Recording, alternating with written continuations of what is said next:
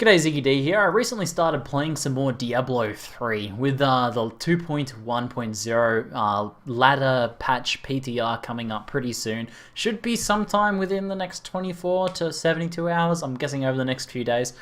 But anyway, I've been thinking a bit about ladders, and I've been thinking a bit about playing some more Diablo. I've felt the urge to play some more Diablo, which is a good thing, so I wanted to capitalize on that.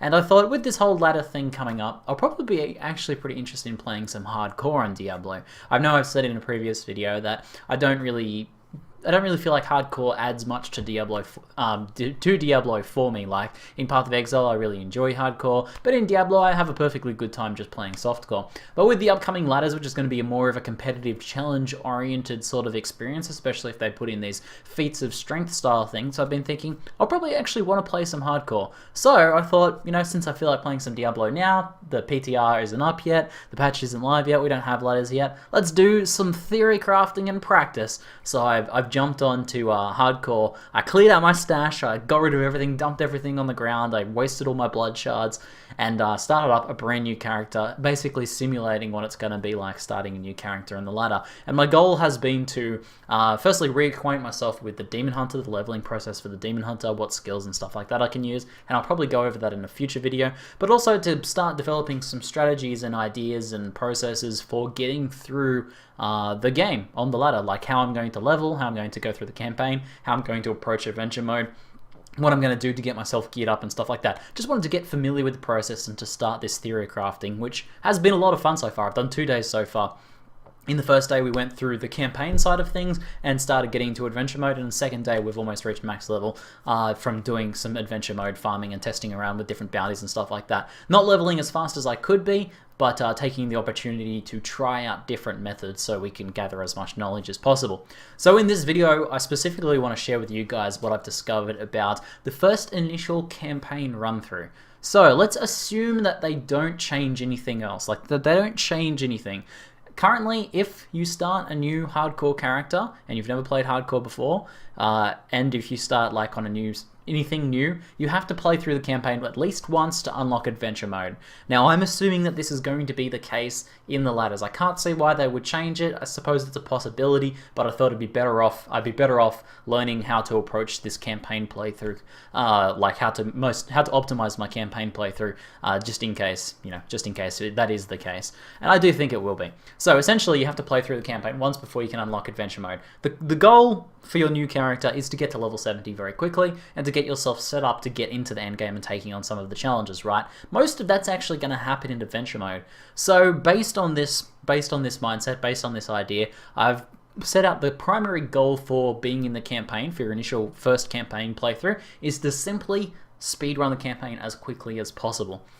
Now, Reaper of Souls brings with it this interesting new mechanic where mobs scale with your level. So previously, and in a lot of other action RPGs, when you're playing hardcore especially, and this is mostly hardcore focused, most of my testing, you will spend a bit of time farming mobs in easier zones. And the idea is that you'll accrue a bunch of XP, you'll get some extra levels, and then when you go into a harder level zone, you'll be a little bit over leveled. You can skip through that, you won't really worry about missing some XP because that's a harder, more dangerous zone, and then it doesn't matter too much because you'll be over leveled. It will be easier by virtue of over leveling.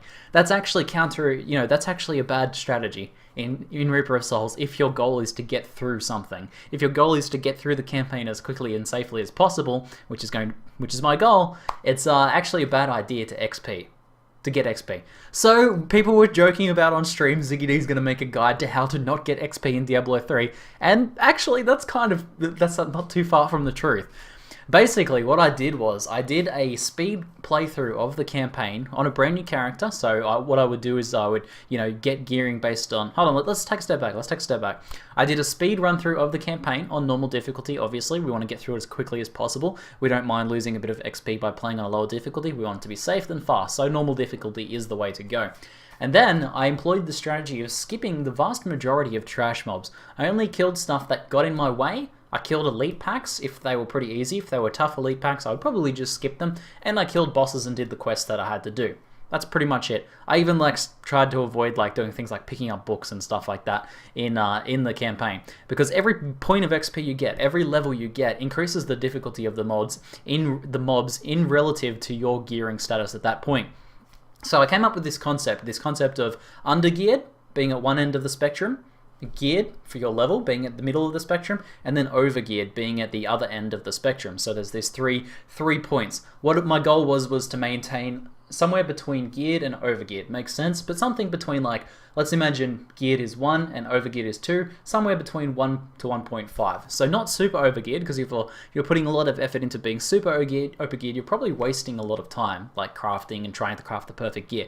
The idea is to just be as best geared as you can while still moving as quickly as possible. So I employed some of the things I've learnt from Path of Exile racing, always having an idea of what I need to upgrade when and when I can upgrade it, and then upgrading things as I was running. So what I would do was I would kill the elite packs that I saw. Elite packs usually drop at least one blue or rare item as you're leveling in the lower levels. So there's easy upgrades right there. It's also easy materials, and you get a bit of gold too. Good stuff. What I would do every couple levels that I did happen to level up, and I would check the vendors. Whenever I went back to town after doing a couple quests, you would naturally level up by doing some of the quests. I would go check the vendors, do a vendor run, you know? I would make sure to pick at certain levels, and I can pull some of these guys up.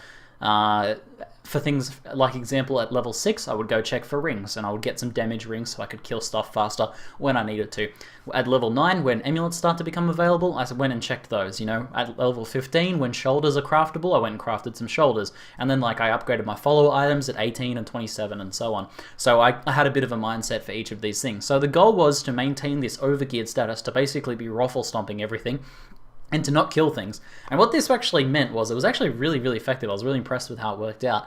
Basically, whenever a legendary dropped, because, you know, I would kill an elite every now and then, or I'd open a chest and a legendary would drop. And we got a few legendary drops through the course of the campaign, maybe like 5 or 6.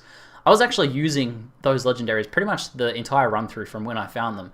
Because when I found the legendary, usually when you're leveling, you'll find a legendary, you'll level a couple levels really quickly. Let's say you level from 20 to 25 really quickly, and the legendary is useless beyond that point. You've out-leveled the legendary essentially. The mobs continue to level with you, and the mob's power compared to the gear you're currently wearing is, is more further apart. So I actually ended up wearing like a lot of legendaries by the time I finished the campaign, because I wasn't leveling at all, and I finished the campaign around level 25. I think I could have done it at like 20 maybe.